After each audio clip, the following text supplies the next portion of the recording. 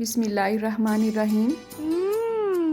Tasty. जी हाँ, आज हम बनाएंगे बहुत ही टेस्टी चिकन मैक्रोनी। अक्सर लोग जब चिकन मैक्रोनी या सादी मैक्रोनी भी बनाते हैं तो उनकी मैक्रोनीज आपस में चिपक जाती हैं या एक्स्ट्रा नरम हो जाती हैं।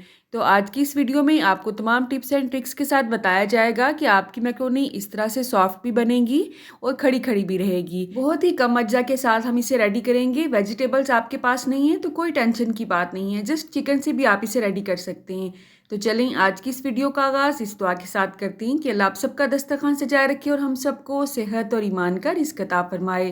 तो यहाँ पे मैंने 1/4 कप के हिसाब से कुकिंग ऑयल ऐड किया है। 2 बड़े साइज़ के प्याज को चॉप करने के बाद और वॉश करने के बाद इसमें ऐड कर देंगे। मैंने अपनी हेल्पर से थोड़ी सी हेल्प ली थी तो उसने थोड़े से मोटे साइज़ के प्याज काटे हैं। आपने क्यूब्स में काटना है इनको और बारीक बारीक सा चॉप करना है, ठीक है। इसे हमने ज़्यादा ब्राउन नहीं करना है, जस्ट हल्का सा ही हम इसे नरम होने देंगे। आपने देखा 1 से 2 मिनट में ही इसका कलर चेंज हो चुका है। अब यहाँ पे मैंने चिकन लिया है, इसके इस तरह से छोटी छोटी सी बोटियाँ मैंने काट ली हैं। बड़ा या छोटा जो भी साइज़ आपके घर में पसंद किया जाता है उसी हिसाब से आपने इसकी कटिंग कर लेनी है। जस्ट 1 पाव ही मैंने चिकन लिया है। अगर आप मैक्रोनी का 1 पैकेट बना रहे हैं तो आपको 1 पाव चिकन की ही ज़रूरत पड़ेगी। इसे 6 से 8 अफराद पेट भर के खा लेते हैं। रमज़ान की आमद है अल्हम्दुलिल्लाह। तो पकोड़ों और समोसों की बजाय इस तरह से अगर आप हेल्दी चीज़ें अफ्तार में रखेंगे तो आपके घर वालों की सेहत भी अच्छी रहेगी और चटपटी चीज़ें खाने की जो एक क्रेविंग होती है अफ्तार में वो भी पूरी हो जाएगी। इंशाल्लाह आप एक दफ़ा इस रेसिपी को ट्राई करेंगे तो बार बार इस रेसिपी को रोज़ ही अफ्तार में बनाया करेंगे। तो दरमियानी आंच पे मैंने चिकन की अच्छी तरह से भुनाई कर ली है। आपने देखा है चिकन का कलर चेंज हो चुका है। इस पॉइंट पे आप ताज़ी अदरक और लहसुन का पेस्ट भी इसमें ऐड कर सकते हैं। मैं इसमें पाउडर ऐड करूँगी उन दोनों का, ठीक है। अब यहाँ पे 1 टीस्पून मैंने नमक लिया है। हमारे घर में नॉर्मल सा नमक खाया जाता है, बहुत तेज़ नहीं पसंद किया जाता है। आप अपने टेस्ट के हिसाब से कम या ज़्यादा कर सकते हैं। 1 टीस्पून ही मैंने इसमें लहसुन पाउडर ऐड किया है। फ्रेश अदरक और लहसुन का टेस्ट अलग आता है, अगर आप पाउडर ऐड करते हैं तो थोड़ा सा अलग टेस्ट आता है उसमें। आधी चम्मच से भी थोड़ा सा कम मैंने इसमें अदरक का पाउडर ऐड किया है। 1.5 टीस्पून के हिसाब से मैं इसमें कुटी हुई सुरख मिर्च ऐड करूंगी। अच्छा, ये तो आपको पता ही होगा कि टीस्पून छोटा होता है और टेबल स्पून बड़ा होता है, तो जो अज्जा इसमें हम ऐड करें वो टीस्पून के हिसाब से ऐड करें, ठीक है।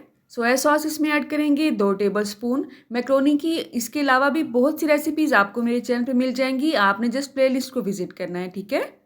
चिली सॉस भी 2 टेबलस्पून के हिसाब से इसमें ऐड करेंगे। आप चाहें तो इनमें से कोई मसाला भी ऐड मत करें। तिक्का मसाला या आप अचार गोश्त मसाला भी अगर ऐड करते हैं तो भी मैक्रोनी बहुत ही टेस्टी बनती है। चिली गार्लिक सॉस के 2 से 3 टेबलस्पून इसमें ऐड करेंगे। क्योंकि मैंने इसमें टमाटर ऐड नहीं किए हैं इसलिए चिली गार्लिक वाली ये केचप जो है ये टमाटर की कमी को पूरा कर देगी और टमाटर से भी ज़्यादा टेस्ट अच्छा आएगा इसमें इंशाल्लाह। अब अच्छी तरह से इन तमाम सॉसेस के साथ हमने चिकन की भुनाई करनी है, यहाँ तक कि तमाम मसाले और चिकन जो है आपस में रच बस जाएं। लेकिन आपने ध्यान करना है, आपने सॉसेस को जलाना नहीं है, जस्ट पकाना ही है। जिस पॉइंट पे आपको लगे कि नीचे से जलने लगे हैं आप थोड़ा सा इसमें पानी भी ऐड कर सकते हैं। अब यहाँ पे मैंने आधा चम्मच ज़ीरा पाउडर इसमें ऐड किया है क्योंकि मैं पहले भूल गई थी। साथ ही साथ इसमें मैं थोड़ा सा पानी भी ऐड करूँगी। ये तकरीबन मैंने आधा कप के हिसाब से ऐड किया है। अगर आपके पास शिमला मिर्च, बंद गोभी, गाजर कोई भी ऐसी सब्जी है जो आप इसमें ऐड करना चाहते हैं तो इस पॉइंट पे वो भी ऐड कर सकते हैं पानी ऐड करने से पहले, ठीक है। असल में सब्जियों का अपना ही इतना पानी होता है कि आपको पानी ऐड करने की ज़रूरत ही नहीं पड़ती है। चिकन के साथ ही जब अच्छी तरह से चिकन भुन जाएगा ना, उसके बाद आपने वेजिटेबल्स ऐड करके हल्की आंच पे उसे दम लगा देना है। तो आपकी तमाम जो वेजिटेबल्स हैं वो भी पक जाएंगी और चिकन भी अच्छी तरह से गल जाएगा। वेजिटेबल्स के साथ जो मैक्रोनी की रेसिपीज़ हैं वो भी आपको मेरे चैनल पे मिल जाएंगी, लिंक आपको मैं डिस्क्रिप्शन बॉक्स में दे दूंगी, ठीक है। अब यहाँ पे मैंने 3 से 4 मिनट के लिए दरमियानी आंच पे ही इसे कवर करके पकाया है। चिकन अल्हम्दुलिल्लाह हमारा तकरीबन डन हो चुका है। अब चूल्हे की आंच को थोड़ा सा तेज़ करके इसका जितना भी एक्स्ट्रा पानी है वो हम खुश कर लेंगे। इस सारे प्रोसेस से पहले आपने मैक्रोनी को अच्छी तरह से बॉयल कर लेना है। किस तरह से बॉयल करना है उसका लिंक आपको डिस्क्रिप्शन बॉक्स में दूंगी। इस वीडियो में मैंने ऑलरेडी बॉयल करके रखा है, कुछ टिप्स मैं आपको दूंगी।